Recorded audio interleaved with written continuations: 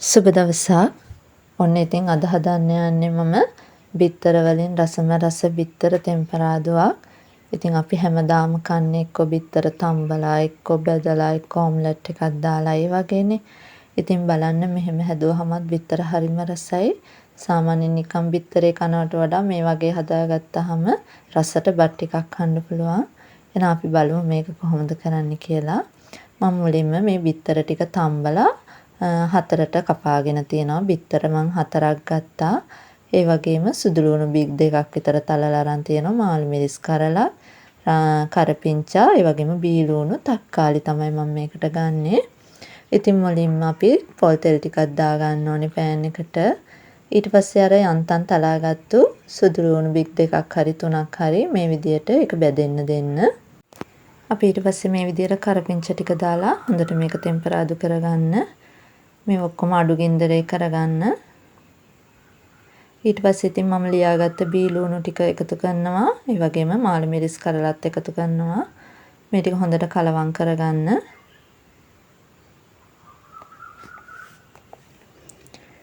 මේ ටික හොඳට කලවම් කරලා අපි මේකට අවශ්‍ය ප්‍රමාණයට ඔයාලා ලුණු එකතු කරගන්න.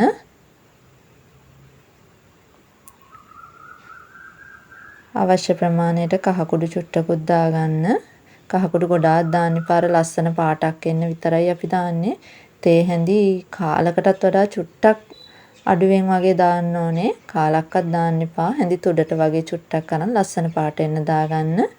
ඉතින් ඔයාලගේ රසයේ හැටියට ගම් මිරිස්, කෑලි මිරිස් වගේ දේවල් මේකට එකතු කරන්න.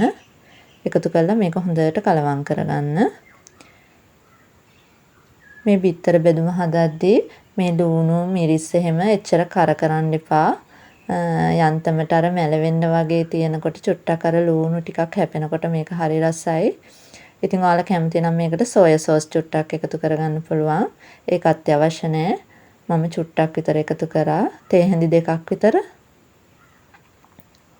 ඉතින් මේක දාලා හොඳට කලවම් කරගන්න තමයි තියෙන්නේ.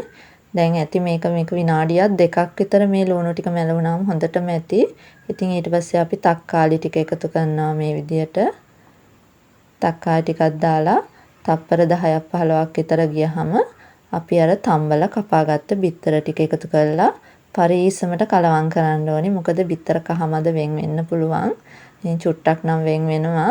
ඔයාලට ඕන නම් මේක බිත්තර දෙකට කපලා දාන්න පුළුවන්. ඉතින් මං 4ට කපා ගත්තා. ඔයාලා කැමති විදියකට ඒක කරගන්න පුළුවන්. ඉතින් මේ කපාගත්ත බිත්තර ටික මේ විදියට දාලා ඕක හිමීට මද ගින්දරේ තියන්න විනාඩියක් විතර.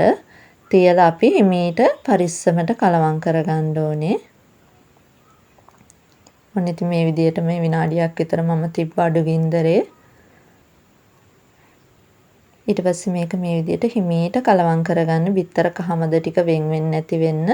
ඔයාලා ඉතින් මේක පරිස්සමට කරගන්න. ඇත්තටම අර බිත්තරයක් තම්බලා අපි බත් එක්ක කනවට වඩා මේක හරිම රසයි. එතකොට සැරට ඇඹුලට කන්න පුළුවන් හොඳ රසට. ඉතින් එහෙනම් ඔයාලා මේක හදලා නැත්තම් අනිවාර්යෙන් මේ බිත්තර තෙම්පරාදුව හදලා බලන්න. මේක ඇත්තටම ගොඩක් රසයි බත් කන්න. ඉතින් අනිවාර්යෙන් මේක ඔයාලා හදලා මට කමෙන්ට් එකක් දාන්නත් අමතක කරන්න එපා. ඉතින් මේ විදියට පරිස්සමට මේක හැඳි ගා ගන්න.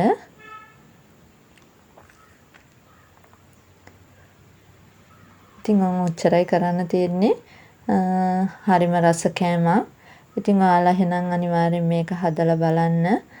මගේ channel එක තාම subscribe කරලා නැත්නම් subscribe කරන්න කියලාත් මම ආදරයෙන් ඉල්ලනවා. එහෙනම් අදට ගිහිල්ලා එන්නම්. සුබ දවසක්.